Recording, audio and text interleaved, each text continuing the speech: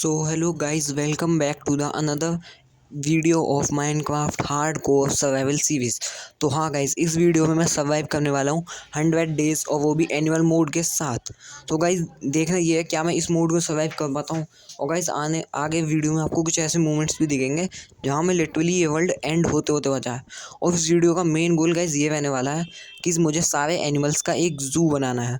चलो गाइज़ बातों बातों में ही मैंने टूल्स वगैरह बना के कोल्स कलेक्ट कर लिए थे आते ही, क्योंकि इससे नाइट में हमें काफ़ी फ़ायदा होने वाला था, क्योंकि बिना इसके नाइट सर्वाइव कभी नहीं जा सकती। और नाइट और डे तो हम बिना फूड के कर ही नहीं सकते। तो मैंने बहुत ही ज़्यादा फूड भी ले लिया। और इस वर्ल्ड में मेरे को बस एक चीज़ की कमी लगी थी कि यहाँ मतलब शीप्स आपको ना के बराबर मिलेंगे तो बस पड़ी हुई ज़मीन पे वूल और उनका मटन, बस यही चारों तरफ यही था। तो फिर उसके बाद मैंने थोड़ी बहुत और काउज़ को हंट किया। फिर उसके बाद ज़मीन पे से मेरे को वूल्स थोड़े बहुत पड़े मिल गए, जिससे मैंने बेड बनाने के लिए उन्हें मैंने रख लिया। फिर उसके बाद टूल्स तो मेरे अपग्रेडेड थे ही, तो फिर मैंने बेड बनाने के लिए देखा। तो फिर जब मैंने देखा मेरे पास वूल्स तो थे इनफ, पर वो सेम कलर के नहीं थे और नाइट भी हुई थी। तो मैंने फिर जल्दी से पास के ही मतलब ये पॉपी फ्लावर्स थे, तो मैंने वही तोड़ के उनसे रेड कलर का एक बेड बना लिया। उससे मैं गाइस को एक गलती मुझसे ये हुई कि क्राफ्टिंग टेबल में वहीं छोड़ गया था। तो आप हाँ गाइस, इसमें जवाब भी है। तो फिर डे करके मैं निकल गया एक एडवेंचर पे, ताकि मुझे विलेज मिल जाए। रास्ते में मुझे शुगर केन्स मिले, मैंने वो भी रख लिए। फिर उसके बाद चलते चलते डे 4 पे मेरे को एक ज़ॉम्बी मिला, जिस मतलब जो मिल गया था। और ज़ॉम्बी के साथ में मेरे को एक ट्रेडर भी मिला था।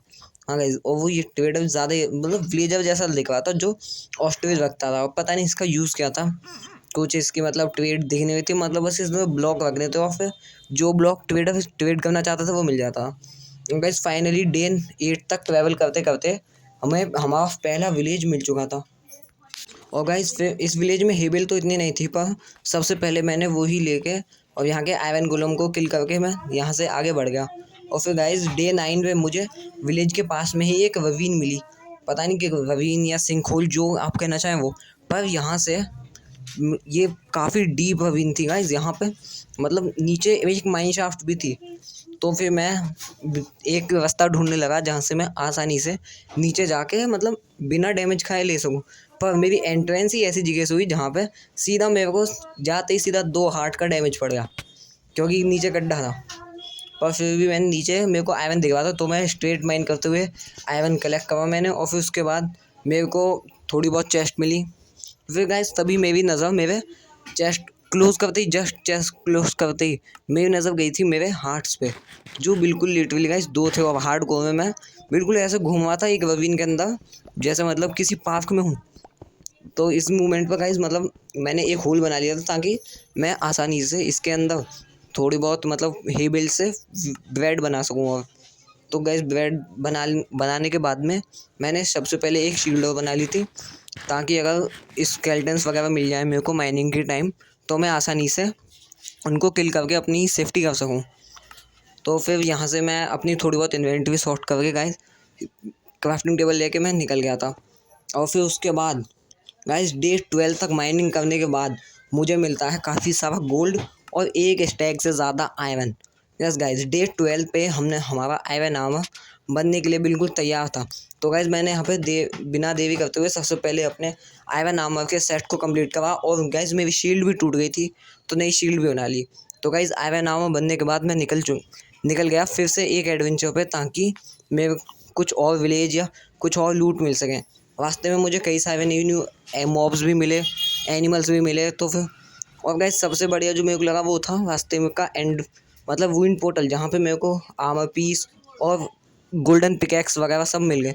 यहाँ पे अपनी इन्वेंट्री को खाली करके थोड़ा सा मैं यहाँ से निकल गया एक और एडवेंचर के लिए। और डे करके गाइस फाइनली डे 16 तक ट्रैवल करने के बाद मुझे विलेज मिला। और गाइस ये विलेज मेरे को मतलब अच्छा लगा था, इसके पास प्लेन्स बायोम भी थे। तो मैंने डिसाइड कर लिया यहाँ का हेबिल वगैरह लेके कि मैं यहीं पे हाउस बनाऊँगा। तो गाइस इस विलेज में पहले वाले विलेज से हेबिल भी ज़्यादा था, और मतलब यहाँ पे फार्मर्स भी कम थे ज़्यादा। यहाँ पे मेरे को एक ब्लैक स्मिथ भी मिला था, जिससे मैंने थोड़े बहुत हेबिल्स कलेक्ट करने के बाद मतलब मैंने बहुत सारी चेस्ट लूटी यहाँ की, है ना, बहुत ज़्यादा। मतलब जितनी चेस्ट थी मैंने सब लूट ली, बैरल्स तक कोई नहीं छोड़ा। फिर उसके बाद मैं दोबारा हेबिल्स में दिख गए थे मेरे को, तो मैंने ले लिया, क्योंकि हार्ड कोर में फूड सबसे बढ़िया है हेबल और विलेजेस। तो उसके बाद मेरे को कार्टोग्राफर मिला तो मैंने उसे भी लूट लिया। फिर उसके बाद गाइस मेरे को ये जगह थोड़ी अच्छी लगी तो मैंने इसी एरिया को फाइनल करा अपना बेस बनाने के लिए। मैंने यहाँ की गाइस जल्दी से एरिया क्लीन करके मैं यहाँ पे थोड़े बहुत विलेजर्स को भी लाने की सोच रहा था, क्योंकि यहाँ पे अगर विलेजर्स आ जाएंगे इस प्लेन एरिया पे तो मैं आसानी से सबको एक जगह ला सकता हूँ। और गाइस देखो सर्वाइवल मतलब हार्डकोर में डायमंड्स लेना तो आप जानते हो। फिर उसके बाद मैंने विलेजर्स को लाने के लिए बेड्स भी विलेज से ही लिए थे, क्योंकि शीप्स तो मिलती नहीं थी। एक बाउंड्री बनाई थी ताकि वो आसानी से रह सकें। फिर बोट में बैठा के मैं उनको ले आया, क्योंकि वास्ते में जो वॉन्डिंग ट्रेड मिला था उसे मार के मुझे लीज तो मिल गई थी। तो फिर मैं उन्हें जल्दी से खींचते क्योंकि गाइस ये मेथड भी मेरे को मतलब आज सुबह जब मैं रिकॉर्डिंग कर रहा था ये तभी मेरे को पता चला था कि विलेजर्स को हम बोट में बैठा के ऐसे खींच सकते हैं। नहीं तो गाइस मैं पहले इन्हें नॉर्मल तरीके से मतलब खुद बोट में बैठ के एक को पीछे बैठा के लाने वाला था, और जब ये मेथड पता चल गया तो इससे मैं काफ़ी जल्दी इनको लेके आ पाया। फिर मैंने यहाँ की फेंसिंग क्लोज करके ये मतलब बोट्स वगैरह तोड़ दिए ताकि आराम से रह जाएँ। फिर मैं निकल जा ही रहा था और लेने के लिए, तभी मैंने देखा कि ये एक विलेजर्स यहाँ से उसके फेंस के ऊपर से कूद के निकल जा रहे हैं। और यहाँ पे एक होल भी था तो मैंने इसे भरने के लिए मैंने सोचा कि अगर इनकी ब्रीडिंग सबसे पहले मेरे को ब्रीडिंग करवानी थी, और अगर मैं इनकी ब्रीडिंग करवा देता तो बेबी विलेजर्स नीचे से चले जाते। तो गाइस मेरा यहाँ से थोड़ा सा ही ध्यान हटते ही मैंने नोटिस किया कि यहाँ से एक विलेजर एस्केप कर चुका था और 2 यहाँ से जा रहे थे, मतलब फेंस के ऊपर चढ़ गए। तो फिर मैंने यहाँ से बेड रिमूव कर दिया उस एरिया से और 2 बेड इधर लगा दिए, और मैं एक कार्टोग्राफर मिल गया था रास्ते में मुझे, तो मैं उसको भी ले आया, क्योंकि जितने ज़्यादा विलेज होंगे उतना ही हमारे लिए अच्छा होगा, क्योंकि फिर उनसे हम ज़्यादा ट्रेड कर पाएंगे। तो मैं यहाँ पे फिर कार्टोग्राफर को अंदर ले आया, ला के मैंने यहाँ पे नाइट भी हो गई थी तो मैं अच्छा कार्टोग्राफर के साथ रास्ते में गए एक और विलेजर अपने आप चढ़ गया था, उसे गलती से एक हिट लग गया और एक पता नहीं कौन सा पैवट था वो भी आ गया था। तो मैंने सोचा इस विलेजर को यहाँ से अंदर कर लेते हैं। और गाइस एक विलेजर तो वहाँ बाहर निकल के मेरे बेड पर सो गया था। तो फिर गाइस मैं भी फिर इन विलेजर्स के साथ ही सो गया, और मेरे को यहाँ पे एक ही गोरिल्ला देगा, तो मैंने इसको बोन वगैरह दे के मैंने इसे टेम कर लिया गोल्डन बोन बना के। और गाइस इसका नाम क्या रखना है आप कमेंट में ज़रूर बताना। फिर मैंने इसे भी यहीं लीश से बांध दिया ताकि पता चल क्या शायद ये मेरे साथ टेलीपोर्ट हो जाए कभी, तो इस वजह से मैंने इसको यहाँ बांध दिया आराम से। और फिर गाइस उसके बाद मैं सोचने लगा कि अब मतलब क्या करें, तो फिर मेरे दिमाग में तभी आया कि चलो वुड माइन करके मतलब स्मिथिंग टेबल और वो बनाते हैं कुछ टेबल्स, ताकि विलेजर्स से अच्छी खासी ट्रेड ले सकें। तो सबसे पहले उसके लिए मैंने थोड़ा बहुत फूड निकाल लिया, क्योंकि अब यहाँ पे मैं बहुत ज़्यादा दिनों की ग्राइंडिंग पे जाने वाला था। तो गाइस डे 21 हो चुका था और मैं यहाँ पे ग्रेवल माइन कर रहा था ताकि मैं फ्लिंट निकाल के उससे वो बना सकूँ, क्या कहते हैं उसे, जो फ्लैचर जो होता है, हाँ फ्लैचिंग टेबल, जिससे हमें काफ़ी मतलब स्टिक्स से हम एमराल्ड ट्रेड कर सकें। और गाइस सच में ये फ्लैचर्स के ये ट्रेडिंग वाला पार्ट गाइस वीडियो में बहुत लंबा हुआ था, तो ट्रेडिंग वाला पार्ट मैंने यहाँ से पूरा स्किप कर दिया था। तो गाइस फाइनली डे 24 हो चुका है और मैंने 3 दिन की माइनिंग के बाद मुझे बहुत सारी वुड्स भी मिल चुकी हैं, और बहुत सारे मैंने कुछ रिसोर्सेज भी जमा करे हैं जो मैं आपको अभी दिखाने वाला हूँ। तो गाइस यस ये मैं आ चुका हूँ अपने बेस पे, और गाइस जो मेरे को रिसोर्सेज मिले वो ये सब हैं गाइस। 3 दिनों में मुझे 5 डायमंड मिले हैं बस 3 दिनों में गाइस। बेडवॉक में डायमंड माइन करना मतलब बहुत ही ज़्यादा, बेडवॉक में डायमंड मिलने के चांसेस बहुत कम होते हैं as compare to Java edition. तो गाइस अगर आप चाहते हो मैं जावा एडिशन में वीडियो बनाऊँ तो आप कमेंट में ज़रूर से बताना। तो गाइस अब मैं इस एरिया यहाँ से मैं बहुत मतलब सारे वुड्स की स्टिक बना के उसे ट्रेड करने में लग जाता हूँ, और ट्रेड करते करते गाइस बहुत ज़्यादा टाइम हो जाता है। और गाइस फाइनली डे 42 पे हमारी ट्रेडिंग कंप्लीट हो गई थी, मतलब सारे विलेजर्स को मैंने मैक्स आउट कर दिया था। और गाइस आप जो रिज़ल्ट आया था वो बहुत ही मतलब ज़्यादा था, और मैं बीच में कुछ माइनिंग पे भी गया था तो ये कुछ डायमंड्स भी मिल गए थे, और आप देख सकते हो मतलब सारे विलेजर्स मैक्स आउट कर दिए मैंने डायमंड्स पे। गाइस ये मैंने ट्रेडिंग की क्लिप इसलिए नहीं डाली क्योंकि मतलब डाली तो थी, वो क्रैश हो गई थी, तो क्योंकि वो पार्ट अलग करवा था। और गाइस इन विलेजर्स से ट्रेड करके मुझे मतलब यूज़फुल आइटम रखा वो मैंने रख लिया, बाकी सब मैंने लावा में फेंक दिया, क्योंकि बेकार का सामान में तो मैं सबसे बढ़िया जो मेन मोटिव था हमारा आर्मर पीस का, पर वो तो हमें काफ़ी ट्राई करने के बाद भी नहीं मिले, तो फिर मैंने सिंपली बस यही रख लिया। और फिर मैं यहाँ पे थोड़े बहुत हाउस बनाने लग गया, मतलब हाउस या आप कह सकते हो एक बाउंड्री, तो गाइज़ मैं बना तो सर्कल रहा था, पर ये पता नहीं कौन सी शेप बन के आ गई थी। तो उसके बाद में गाइज़ डे 45 पे हमारा हाउस की मतलब वॉल्स कंप्लीट हो गई थी। फिर उसके बाद मैं इसकी ये बाउंड्री बनाने लग गया था, ताकि ऊपर भी गाइज़ मैं कुछ बनाने का सोच रहा था पर। तो गाइज़ फाइनली पता नहीं कौन सा डे है, मैं तो भूल भी चुका हूँ। तो गाइज़ फाइनली हमारा हाउस कंप्लीट हो चुका था और सारे विलेजर्स भी सेफ थे, अंदर का भी सब मतलब बढ़िया हो चुका था। और मेरे को थोड़े बहुत एक बार एलिफेंट दिखा था, तो मैं सोच रहा था उसे टेम करने की। तो गाइज़ एलिफेंट और इस गोरिल्ला का क्या नाम रखना है आप कमेंट में ज़रूर से बताना, क्योंकि गाइज़ मेरे पास फ़िलहाल एक नेम टैग है, पर मैं दूसरा भी ढूंढ ही लूँगा किधर से भी।